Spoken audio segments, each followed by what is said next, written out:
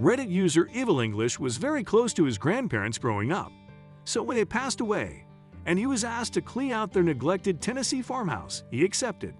He never expected to stumble upon a treasure hunt. The grandson made a huge discovery in the most unlikely of places, underneath an old tattered carpet. The young man had no clue he was about to make the discovery of a lifetime. As homeowners know, it's easy for a residence to get dusty and appear neglected if the proper care isn't given. So imagine a home built in 1997 that hasn't seen any TLC in many years.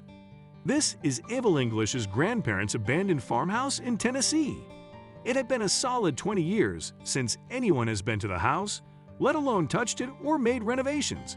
For the grandson, there was only one logical plan: to sell the place. It was going to cost Evil English too much money to maintain and keep the farmhouse. So there were two options: demolish the home or sell it. He chose the latter. The only problem was that no one had set foot inside the farmhouse in 20 years. It was dusty, falling apart, and had a serious case of cobwebs and mildew damage.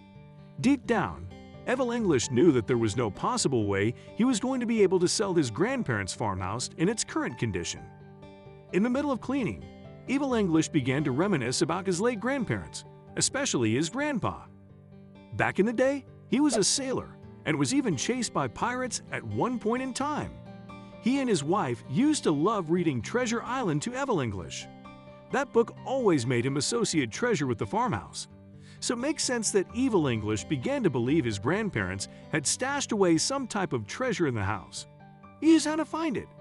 With his mind made up, Evil English began thinking about where his grandparents could have possibly hidden treasure in the decaying farmhouse. So he started where any logical person would: the closet. Walking up to the hall closet, he wasn't expecting much. He opened the door. Evil English didn't find anything but an old smelly carpet. But then, everything changed. After seeing that the closet was empty besides the old mildew-ridden carpet, Evil English couldn't help but feel mildly disappointed. Then again, he was in the old farmhouse for a reason, so he was going to have to take care of the carpet sooner or later. He decided sooner was best, considering the smell. As he began to rest in peace of the carpet, he noticed something hidden underneath. After he realized there was something underneath the grimy carpet, he began to remove it. As he suspected, as he peeled away the carpet, something began to take shape. What was it? Once the entire carpet was removed, Evil English stepped back and stared at the exposed object for a while. Evil English had no idea what was inside the safe, but he was willing to bet it was something extraordinary. Not wanting to waste his time trying to crack open the concrete safe if there was nothing inside, Evil English called his mom to see if she had any insight. She did. Apparently, the grandparents had a safe when they had all lived in Florida. But that wasn't the only useful information his mother had to share. There was something else she knew, which could be the key to unlocking the mysteries of the safe. After confirming that the slab of concrete was, in fact, a safe, Evil English's mom dropped another round of knowledge. She knew the combination. She told her son that the combination was most likely her husband, his father's birthday. And if that didn't work, try his social security number. He quickly realized that the lock was rusted together, or the two combinations his mom gave him were incorrect. Either way, he was back to square one. Then, a light bulb went off in his head. If he was ever going to get this old safe open, he was going to have to call in professional reinforcements. As Evil English was unable to open the safe by himself, he decided it was time to call in a professional. And what better person to call than a locksmith? Evil English called a locksmith the first thing. The locksmith was now determined to get the safe open. After struggling for a few hours, chipping away at concrete, they began to see the latch. That meant that they were eventually going to get the safe open. Was he going to find family heirlooms? Or maybe the contents inside the safe were worth a lot of money, and that's why his grandparents hid them away. Was the contents books, boxes, or so? At first glance, Evil English thought the contents were nothing more than a pile of old books.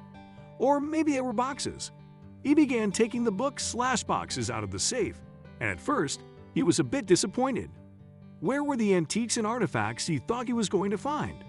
But then he started to look closer at each of the objects, and a new sense of excitement began to wash over him. There was a vintage coin book that was pretty water damaged, but it was still intact.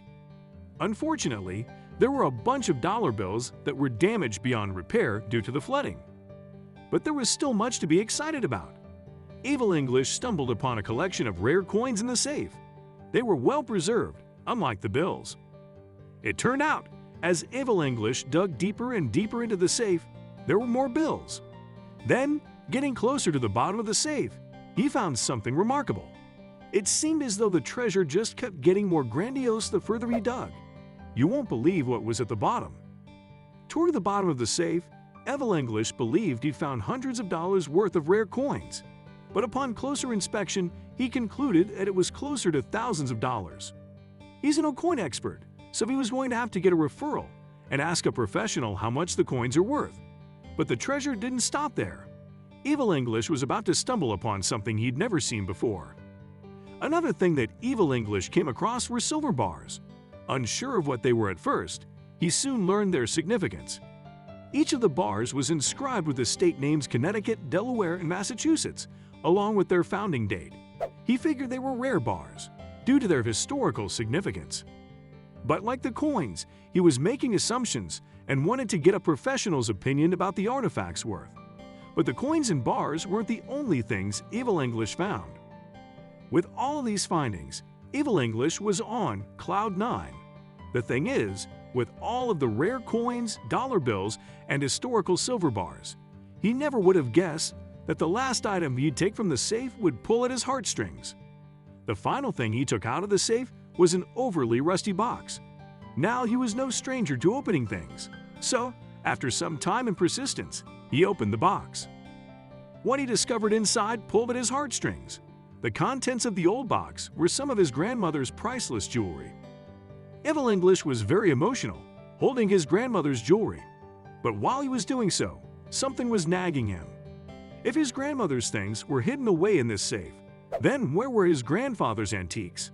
Surely there was another safe hidden in the farmhouse. After putting away the treasure he found, Evil English began to search the rest of the farmhouse. He had to renovate anyway, right? That's when he noticed a rotting coffee table with a few drawers.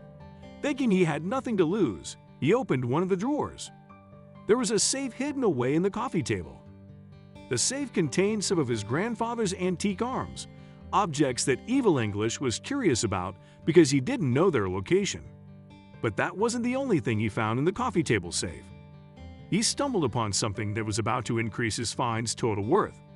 In the second safe, he found dollar bills with Joseph W. Barr's signature. For 1 month in 1968, Barr was the Secretary of the Treasury.